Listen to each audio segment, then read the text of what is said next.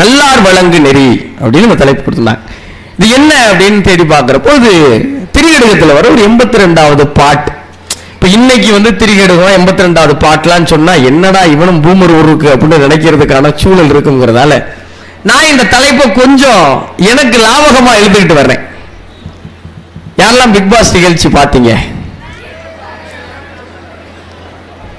நன்றி நன்றி.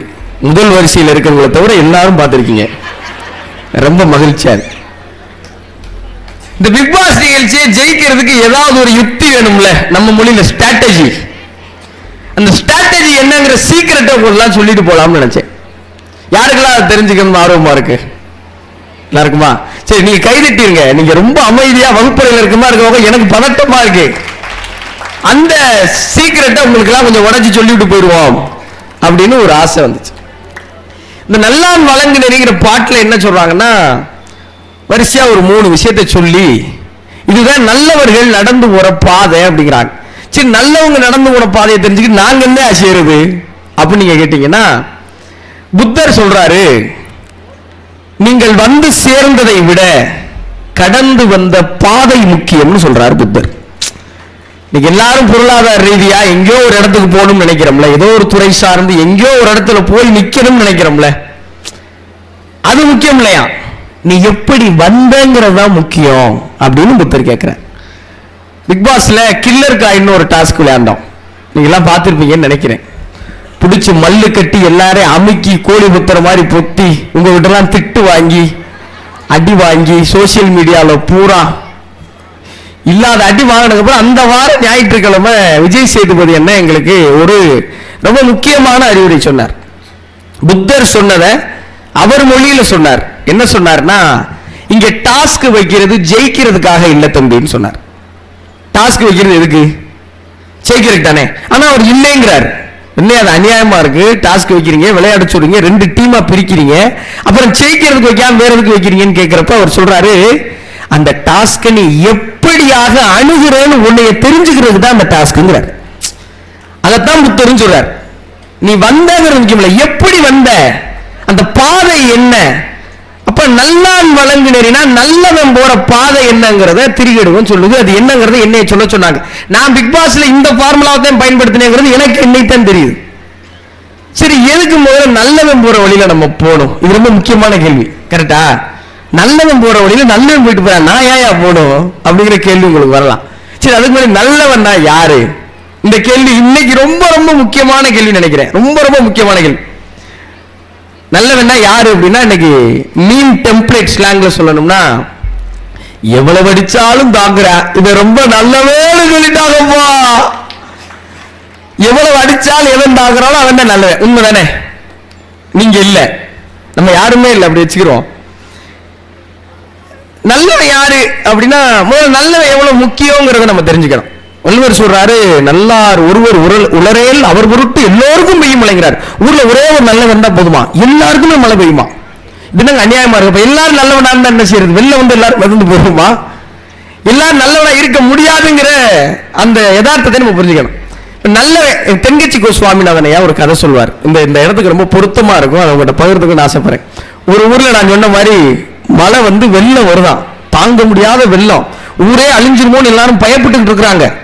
இப்ப ஒருத்தர் சொல்றாரு, இந்த ஊர்ல ஒரு பெரியவர், நம்மள யாரோ ஒரு கெட்டவன் இருக்கான், அவனை அழிக்கிறதுக்கு தான் இயற்கை இந்த மாதிரி எல்லாம் செய்யுது, அவனை கண்டுபிடிச்சு அவனை நம்ம காட்டி கொடுத்துட்டோம்னா நம்ம எல்லாம் தப்பிச்சிருவோம் அப்படின்னு அவர் சொல்லியிருக்காரு. இப்ப எப்படி கண்டுபிடிக்கிறது? ஒரே ஒரு கெட்டவன் யாரு கை அப்படின்னா யாராவது இருக்குவாங்களா? நான் தாங்க இந்த ஊர்ல கெட்டவன், யாராவது இருக்குவாங்களா? யாருமே. இப்ப எப்படி கண்டுபிடிக்கிறது அப்படின்னா அவர் ஒரு ஐடியா சொல்லியிருக்காரு. நம்ம ஊருக்கு வெளியில ஒரு பெரிய மண்டபம் இருக்கு, எல்லாருமே அந்த மண்டபத்துல பாதுகாப்பா இருந்துக்குவோம். மழை பெஞ்சுக்கிட்டு கொட்டுன்னு கொட்டுது. அந்த மண்டபத்துல இருந்து 100 அடி தூரத்துல ஒரு பனைமரம் ஒண்ணு இருக்கு. ஒவ்வொருத்தரா போய் அந்த பனைமரத்தை தொட்டுட்டு வருவோம். யாரு கெட்டவனோ அவன் போய் பனைமரத்தை தொடுறப்ப இடி விழுந்துரும், அவன் செத்துருவேன். ஏன்னா மரம் இருந்துச்சுன்னா இடி நேரடியா அவன் தாக்கும் இல்லையா, நம்ம கூட தப்பிச்சிடலாம் அப்படின்னு ஒரு ஐடியா கொடுத்துருக்காரு. எல்லாரும் மேல முடியாது இருக்காங்க. அப்புறம் வம்படியா எல்லாரும் போறப்ப நம்ம மட்டும் தனியா இருந்தா நம்ம இந்த கெட்டவன் சொல்லி எல்லாரும் போயிட்டாங்க. இப்போ நம்ம ஒவ்வொரு ஆளா போய் தொடுறாங்க. ஒரு சின்ன கிராமம், ஒரு 150 பேர் தான் இருக்காங்க. ஒவ்வொரு ஆளா தொட்டு வராங்க, இடி விழுகவே இல்லை. இப்ப 149 ஆள் தொட்டாச்சு. கடைசி ஒரே ஒரு ஆள் சும்மாவே கன்ஃபார்ம் பண்ணிருப்பாங்க அவன் தான் அந்த ஆள் இல்லையா. இப்ப அவனை அனுப்புறாங்க. அவன் போக மாட்டேன், நான் போக மாட்டேங்கிறான். போடா, நீ தொட்டா தானே நாங்க தப்பிக்க முடியும் சொல்லி எல்லாரும் அனுப்புறாங்க. அவன் நடுங்கிக்கிட்டே போய் பனைமரத்தை தொட்டிருக்கேன். மட்டாறு விழுந்துருக்கிட்டி இங்க மண்டபத்துல. இவங்க ஊரா சேர்த்து போயிட்டா, அந்த ஆள் மட்டும் பொழைச்சிட்டான். இப்படி நல்லதை யாருன்னு கண்டுபிடிக்கணும்னா ரொம்ப பெரிய சிக்கலாயிரும். இந்த நல்லதை யாருங்கிற கேள்விக்கு இன்னைக்கு சமகாலம் என்ன சொல்லுது? நல்லவன் அப்பாவியா இருந்தா அவன் என்ன சொல்லுவான்? நல்லவன்பா. ரொம்ப வெகுளியா இருந்தா, புழைக்க தெரியாம இருந்தா அவன் என்ன சொல்லுவான்? நல்லவன்பா. இன்னும் கூட சொல்லும், பாவம் ரொம்ப நல்லவன். நல்லவன் யாரு? பாவம் ரொம்ப நல்லவன். ஏன் பாவம் நல்லவன்? நல்லவர்கள்லாம் பாவப்பட்டவர்களாவே இருக்கணுமா? அப்பாவிகளாவே இருக்கணுமா? புழைக்க தெரியாதவர்களாவே இருக்கணுமா? ஏன் புத்திசாலிகளா இருக்க முடியாதா? சரி, இப்படி ஒரு கேள்வி வைப்போம். இங்க யாரெல்லாம் நல்லவர்கள் கை தூக்குங்க வைப்போம். இவ்வளவு கல்லஞ்சக்காரர்களா? நன்றி. தூக்கணும் எடுத்த முயற்சியே பெருசு. சரி, இப்ப இது தூக்கிடலாம். அடுத்து ஒரு கேள்வி கேட்கிறேன். கண்டிப்பா உங்க பக்கத்துல ப்ரூஃப் இருக்குங்கிற நம்பிக்கையோடு கேட்கிறேன். எல்லாரும் உங்க பிள்ளைகளை என்ன சொல்லி வளர்க்குறீங்க? எப்பா டாக்டர் ஆயிடுமியா, இந்த டிஸ்ட்ரிக்ட் நீ கலெக்டர் ஆயே தரணும்டா, டேய் இன்ஜினியர் ஆயிடுறா, விஞ்ஞானி ஆயிடுறா, அறிஞர். அது எத்தனை வீட்டுல பெற்றோர்கள் இன்னைக்கு உங்க பிள்ளைகளை நீ நல்லவன் ஆகணும்பான்னு சொல்லி வளர்க்குறீங்க? இப்ப கைதுங்க. அப்படியே அந்த பேரண்ட்ஸுடைய பசங்கள்லாம் சொல்லுங்க உண்மையானு.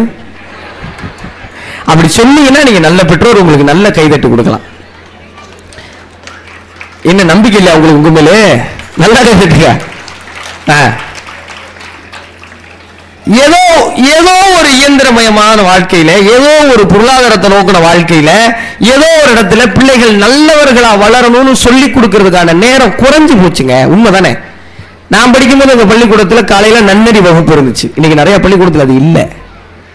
எல்லா வீட்லயுமே பாட்டு கிளாஸுக்கு அனுப்புறீங்க, டான்ஸ் கிளாஸுக்கு அனுப்புறீங்க, அபாக்கஸ் கிளாஸ் அனுப்புறீங்க, ஸ்கேட்டிங், பரதநாட்டியம், என்னென்னமோ அனுப்புறீங்க. நல்ல பிள்ளையா இருக்கணுங்கிறதுக்காக வீட்டுல ஒரு அரை மணி நேரமாவது உட்கார வச்சு எதையா ஒரு புத்தகத்தை வாங்கி கொடுத்து வாசிக்க வச்சிருப்போமா?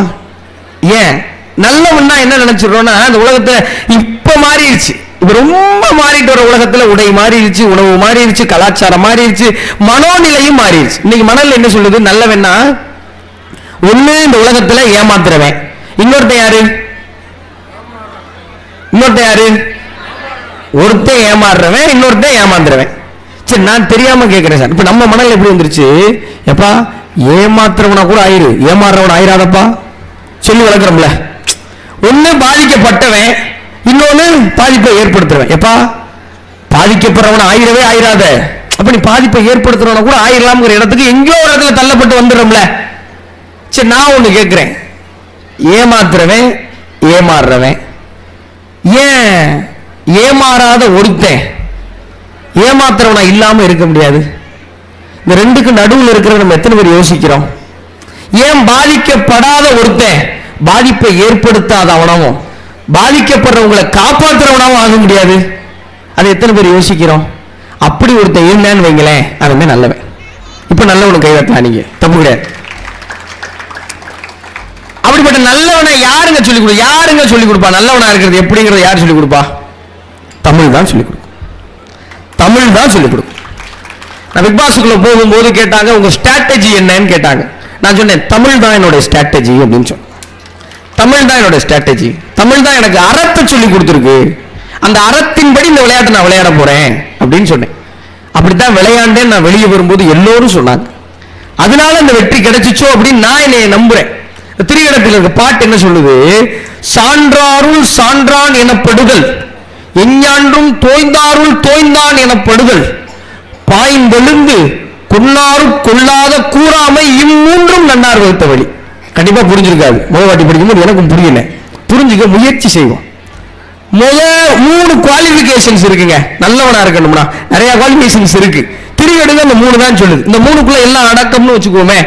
முதல்ல என்ன சொல்றாங்க? சான்றாருள் சான்றான் எனப்படுதல். ஃப்ரீ ஸ்டாஸ்க் யாரெல்லாம் பாத்தீங்க பிக் பாஸ்ல? ஃப்ரீ ஸ்டாஸ்க் பாத்தீங்களா? நல்லது. எங்க அம்மாவை யாருக்கெல்லாம் தெரியும்? மகிழ்ச்சி, நன்றி. எங்க அம்மா ஒரே ஒரு கை தட்டிருங்களேன். என்னை விட நிறைய கைதட்டு. ஃப்ரீ ஸ்டாஸ்க்ல எங்க அம்மா ஒரு விஷயம் சொன்னாங்க. இந்த பிக் பாஸ் நிகழ்ச்சி போகணுங்கிற கனவோ இலக்கும் ஏன் வந்துச்சு அப்படின்னா, பிரபலங்களுக்காகவோ நட்சத்திரங்களுக்காகவோ பார்க்க வசீகரமா இருக்கிறவங்களுக்காகவும் மட்டுமாக இருக்கிற ஒரு நிகழ்ச்சியை ஏன் ஒரு கிராமத்தானின் வெற்றிக்காக மாத்திர முடியாதுங்கிற வேகம் அந்த நிகழ்ச்சிகளை போக வச்சுச்சு. சரி, ஒரு கிராமத்தில் இருக்கிற பேச்சுத்துறை சார்ந்த தமிழை மட்டுமே வாழ்வா வச்சிருக்கிற வளர்ற ஒருத்தனுடைய அம்மாவுக்கு ஒரு அங்கீகாரம் கிடைச்சிடாதாங்கிற ஒரு வெறி. அது 12ஆம் வாரத்தில் எங்க அம்மா அந்த வீட்டுக்குள்ள வரப்ப, இன்னைக்கெல்லாம் எங்கேயாவது நானும் எங்க அம்மா வெளியே போனோம்னா நேரம் வர்றாங்க, செல்ஃபி எடுத்துக்கணும், வாங்க எடுப்போம்னா உங்க கூட யாரும் எடுப்பா போட, அவங்க அம்மாவே நல்லா பேசுறாங்க, அவங்க கூட எடுத்துக்கணும் அப்படிங்கிறாங்க. உள்ள வந்து எங்க அம்மா சொன்ன ஒரு குரல், ஈன்ற பொழுதிலும் பெருகுவக்கும் தன் மகனை சான்றோன் என கேட்ட தாயின்னு எங்க அம்மா சொன்னாங்க. 26 வருஷத்துல எங்க அம்மா என்னை கட்டி பிடிச்சு முத்தம் கொடுத்ததில்லை, என்னை மடியில போட்டுக்கிட்டதில்லை. அந்த 12 வாரம் உங்க பையன் அறத்தோட விளையாடுறேன், உங்க பையன் தமிழால் உயர்ந்திருக்கான்னு யாரோ சொன்னதெல்லாம் கேட்டுட்டு வந்து என்னை கட்டி பிடிச்சு முத்தம் கொடுத்தாங்க. நான் பிறந்தப்ப கொடுத்தாங்களா எனக்கு தெரியாது, சத்தியமா தெரியாது. அப்ப இந்த சான்றோனா இருக்கிறது முக்கியம் கிடையாது, சான்றோர்கள் உன்னை சான்றோர்னு சொல்லணும். இந்த 2 பெரிய மனிதர்கள் அவங்களுக்கு சமமா என்னை உட்கார்றதுக்கு அனுமதிச்சிருக்காங்கல்ல, இந்த அரங்கம் இங்க இந்த பையன் உட்கார்றதுக்கு அனுமதிச்சிருக்குல்ல, இப்படியாக வர்றத ஒரு அம்மாவுக்கு சந்தோஷம், அங்க எங்க அம்மாவுக்கு சந்தோஷம். இதை பண்ணுங்கன்னு தமிழ் சொல்லு. நீங்க ஒரு 1 லட்சம் ரூபாய, 10 லட்சம் ரூபாய, 25 லட்சம் ரூபாய உங்க அம்மா கிட்ட கொண்டு போய் நாளைக்கு எடுத்துட்டு போய் கொடுங்களேன். டேய் ஏகுடா, பின்னாடி போலீஸ் வருதான்னு எட்டி பார்ப்பாங்க, கரெக்ட் தானே? திடீர்னு நகையை வாங்கிட்டு போய் வீட்டில் கொடுங்களேன் வீட்டம்மா கிட்ட, என்னங்க ஏதாவது தப்பு பண்ணிருக்கீங்களா, எதுக்கு இப்ப? இதே யாரோ ஒரு பெரிய மனிதர் வந்து உங்ககிட்ட உங்க புள்ள, உங்க கணவர், உங்க மனைவி ரொம்ப நல்லவங்கன்னு சொன்னாங்கன்னு வைங்களேன், அந்த நினைவு சாகம் தொட்டு மனசை விட்டு நீங்குமா? இதை செய்யுங்கன்னு சொல்லுது தமிழ். இவன் தான் நல்லவனா நம்ம நினைச்சோம்ல, எவ்வளவு அடிச்சாலும் தாங்குற அவன் தான், அது இல்ல நல்லவன். சான்றோர் சேர்ந்து ஒருத்தனை சான்றோர்னு சொன்னா அவன் தான் நல்லவன் அப்படின்னு சொல்லுது தமிழ். பாரதி இப்படி சொல்லுவார் பாப்பா பாட்டுல, யாரு பெரிய ஆளு? நீங்க சொல்லுங்க, யாரு பெரிய ஆளு? ஒரு பெரிய அரசியல் தலைவரா, இல்ல ஒரு பெரிய நட்சத்திர நடிகரா, இல்ல பெரிய பொருளாதாரம் உடையவரா? பாரதி சொல்றாரு, நீதி, உயர்ந்த மதி, கல்வி, அன்பு நிறைய உடையவர் நல்லவர் அப்படிங்கிறார். என்னெல்லாம் குவாலிபிகேஷன் இருக்கணுமா? அதனால இதுக்குள்ள எல்லாம் வந்துருக்கிறேன். நல்லவனா இருக்கணும், நீதி இருக்கணும், உயர்ந்த மதி, அன்பு நிறைய உடையவர் மேலோர். இப்ப இதெல்லாம் இருக்கிறவங்க சரிங்க, நீதி, உயர்ந்த மதி, கல்வி. கல்வினா என்னங்க? சார ஆரம்பிக்கும் போது சொன்னாங்க, எது இந்த உலகத்தை மாத்தும்? கல்விதான் மாத்தும். தமிழ்நாட்டில் ஒரு 10,000 பள்ளிக்கூடங்கள் தான் இருந்துச்சு, இன்னைக்கு எல்லாருக்கும் கல்வி வந்து சேர்ந்துருச்சு. கூடவே ஏதேதோ வளருதே, கூடவே விரும்பத்தகாத ஏதேதோ வளருதே. பள்ளிக்கூடங்கள்ல நம்ம கற்பனைக்கு எட்டாத, காது கொடுத்து கேட்க முடியாத, வாசிச்சா கண்ணு கூசுகிற செய்திகளை பார்க்கிறோம்ல. எது கல்வி அப்படின்னா, ஒரு அமெரிக்கன் கல்வியாளர் சொல்றாரு, ஜான் டூவின் பேர். அவர் என்ன சொல்றாரு, வாழ்க்கைக்கு உங்களை தயார்படுத்துவது அல்ல கல்வி, வாழ்க்கையே தான் கல்விங்கிறார். வாழ்க்கையே தான் கல்வி அப்படின்னா என்ன? அண்ணன் நாடு இப்ப இந்த 10 நாள் புத்தகத்தில் நடக்குதா, 10 நாள் இங்க வந்து இங்க மேடையில் பேசுகிற அறிஞர்களை கேட்பது உங்கள் வாழ்க்கையின் ஒரு பகுதி தானே, அது உங்களுக்கு ஒரு கல்வியை கொடுக்கணும், அதுதான் கல்வி. இந்த பட்டிமன்றத்துலாம் ஒரு செய்தி ஒன்று சொல்லுவாங்க. ஒரு ஊர்ல ராமாயணம் நாடகம் போட்டாங்களாம், 10 நாள் போட்டாங்களாம். ஒரு வீட்டுல ஒரு கணவர், பொதுவா நம்ம எல்லாரும் வீட்டிலே இருக்கிற மாதிரி வீட்டம்மா மதிக்கிறதே கிடையாது, அந்த ஆளுக்கு ஒன்றும் தெரியாது, இந்த மனநிலையிலே இருந்திருப்பாராம். 10 நாள் போய் நாடகம் பார்த்திருக்காரு. நம்ம 10 நாள் விட்டுருச்சு. அந்த வீட்டுல தப்பு பண்ணும்போது கேட்க மாட்டாங்க, பண்ண விட்டுட்டு கேட்பாங்க பாத்தீங்களா, அந்த மாதிரி 10 நாள் விட்டுருச்சு. அந்த அம்மா நாடகம்லாம் முடிஞ்சதுக்கு அப்புறம் கூப்பிட்டு கேட்டிருக்கு, 10 நாள் போனியே என்ன புரிஞ்சிச்சு, எங்க ஏதாவது சொல்லு அப்படின்னு இருக்கு அந்த அம்மா. அவர் மண்டே சொல்லிச்சிருக்கிற கோவத்தின் உச்சிக்கு போன அம்மா என்ன சொல்லியிருக்கு, பக்கத்துல ஒரு சாணி கூடையை பார்த்து இதுல போய் வாளியில தண்ணி இறைச்சு கொண்டான் இருக்கு. அந்த ஆளு தண்ணி இறைச்சு, அந்த சாணி கூடைனா உங்களுக்கு தெரியும்ல, அந்த வேர்களை வச்சு பின்னிருப்பாங்க, அதுல தண்ணி நிக்காது. அவரை கொடுத்தாந்து எடுத்துட்டு வந்திருக்காரு. மறுபடியும் போட்டிருக்கு, மறுபடியும் போயிருக்காரு, மறுபடியும் 10 வாட்டி போயிட்டு வந்திருக்காரு. அப்ப நம்ம 10 வாட்டி இந்த சாணி கூடையில போய் கேணியில தண்ணி இறைச்சிய ஒரு சுட்டு தண்ணியை வந்து சேர்ந்துச்சாடா முட்டா போயில, இது மாதிரிதான் நீ ராமாயணம் பார்க்க போனது அப்படின்னு. அப்ப அவர் சொன்னாரா, ஆமாமா 10 தடவை போனேன், ஒரு சொட்டு தண்ணி கூட வரல, ஆனா அந்த கூடை சுத்தமாயிருச்சு பாருன்னாராம். அந்த கூட சுத்தமாயிருச்சு பாரு அப்படின்னாரு. அதைத்தான் உங்க வாழ்க்கையில நீங்க தெரிஞ்சுக்க வேண்டியது. நீங்க அறிவாளி ஆயிட முடியுமா, புத்திசாலி ஆயிட முடியுமா, எங்கேயோ போய் ஏதோ உயரத்தை அடைஞ்சிட முடியுமா? இல்ல. இந்த வாழ்வியல் கல்வி உங்ககிட்ட இருக்கிற சில அழுக்குகளை நீக்கிரும். நீங்க சரியா இருப்பது மட்டும் அறம் அல்ல, உங்கள் தவறுகளை நீக்குதலும் அறம் தான். இதைத்தான் தமிழ் சொல்லிக் கொடுக்கும். இதைத்தான் திரியடிவன் சொல்லுது. அடுத்துக்கு வந்துரும். அங்கே நீங்க ரொம்ப ரொம்ப அதிக நேரம் எடுத்துக்க விரும்பல. நீங்க நிறைய நல்ல விஷயங்களை கேட்கறது வந்திருக்கீங்க. அடுத்து என்ன சொல்றாரு? தோய்ந்தாருள் தோய்ந்தான் எனப்படுதல். ஏன்னா உங்க ஃப்ரெண்டு இவர் தான் என் ஃப்ரெண்டுன்னு உங்களை சொல்லணுமா? அப்பதான் நீங்க நல்லவனா.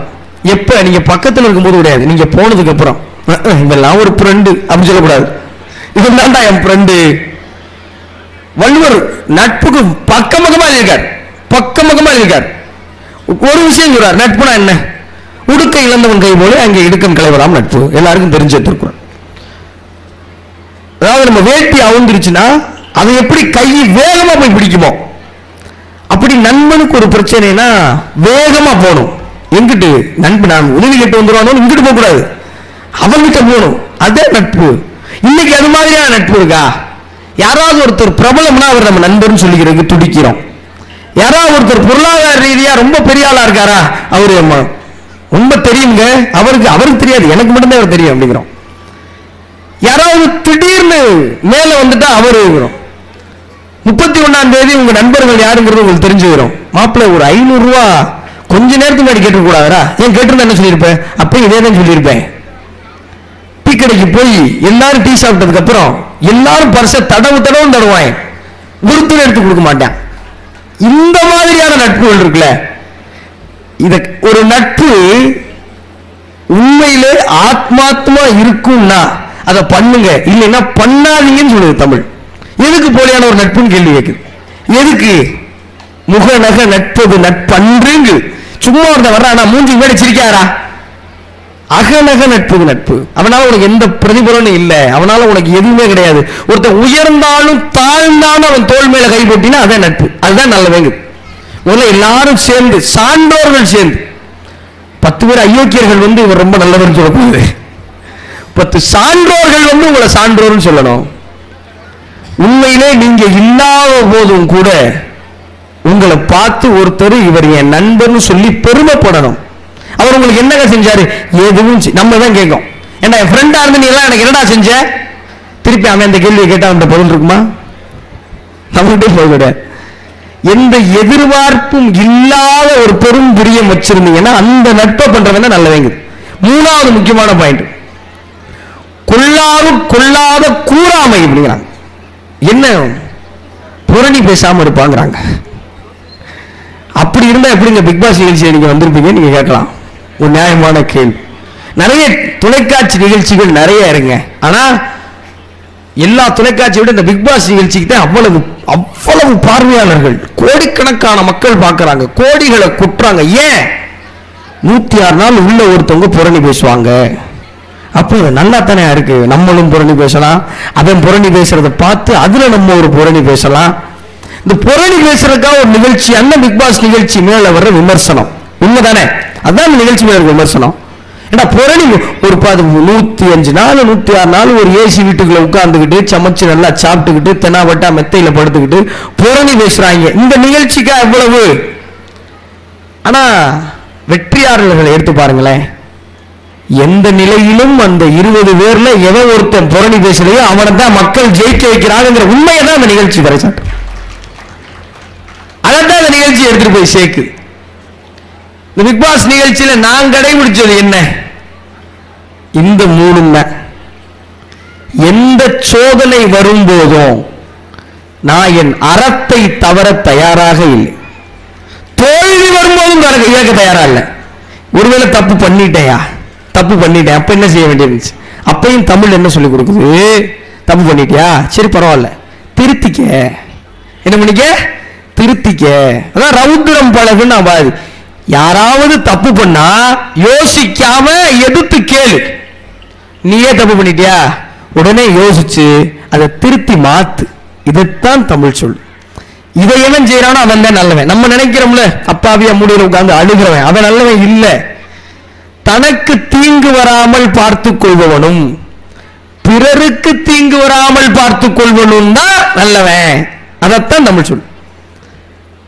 நிறைவா இந்த ஒரு விஷயத்தை சொல்லி முடிச்சுக்கணும் அப்படின்னு நான் நினைக்கிறேன். இந்த பிக் பாஸ் சீசன் 8 இதுவரைக்கும் பெறாத ஒரு பெரிய வாக்கு வித்தியாசத்தில் ஒரு வெற்றியை தேடி கொடுத்துருக்குன்னு வெளியே வந்து பார்த்தோன்னே தெரிஞ்சிச்சு. ஏன் அப்படின்னா, முதல் முறையாக தமிழை மட்டும் வைத்து ஒரு பையன் ஜெயிச்சிருக்காயா, தமிழை மட்டும் வைத்து ஒரு பையன் ஜெயிச்சிருக்காயா அப்படிங்கிற ஒரு பேர் கிடைச்சு. உள்ள புத்தகங்களை பத்தி பேசுறாங்க, அறிஞர்களை பத்தி பேசுறாங்க, விவேகானந்தரை பேசுறாங்க, அம்பேத்கரை பேசுறாங்க, பெரியார பேசுறாங்க. இதுவரைக்கும் பிக் பாஸ்ல இதெல்லாம் பேசினதே கிடையாது. அழகழகா மிடுக்கா உடை உடுத்தி ஆங்கிலம் பேசினவங்க தானே ஜெயிச்சாங்க, பார்க்க வசீகரமா இருக்கவங்க தானே ஜெயிச்சாங்க. ஒரு பையன் தென் மாவட்டத்து தெற்கு வழக்கு மொழியில பேசி அண்ணே அண்ணேன்னு சொல்லி ஜெயிச்சுட்டானே. ஏன், எப்படி? அவங்கிட்ட எங்கோ ஒரு அறம் ஒளிந்து கிடந்ததுங்கிறத மக்கள் பார்த்தாங்க. அந்த அறம் பெருவாரியான வாக்கு வித்தியாசத்துல என்னைய பிக் பாஸ் நிகழ்ச்சியில ஜெயிக்க வச்சுச்சுன்னா, இதுவரைக்கும் இருந்த ஆங்கில மோகம், உடை நேர்த்தி, பொலிவான முகத்தோற்றம் அவைகள் மட்டும் உங்களை பிரபலமாக்காது. வெறும் வட்டார வழக்கோடு கொஞ்சோண்டு புத்தக அறிவும் இருந்தால் போதும் பிக் பாஸ் நிகழ்ச்சியில் நீங்கள் வெற்றி பெறலாம்னு ஒரு மூட நம்பிக்கையை என்னால உடைக்க முடிஞ்சதுன்னா, நல்லவனா இருந்தா பிழைக்க முடியாதுப்பா என்கிற மூட நம்பிக்கையை மிக நிச்சயமாக உங்களால் உடைக்க முடியும். நல்லவர்களாக இருங்கள், உலகம் உங்களை கொண்டாட காத்திருக்கிறது என்று கூறி வாய்ப்பளித்தமைக்கு நன்றி பாராட்டி விடைபெறுகிறேன். நன்றி, வணக்கம்.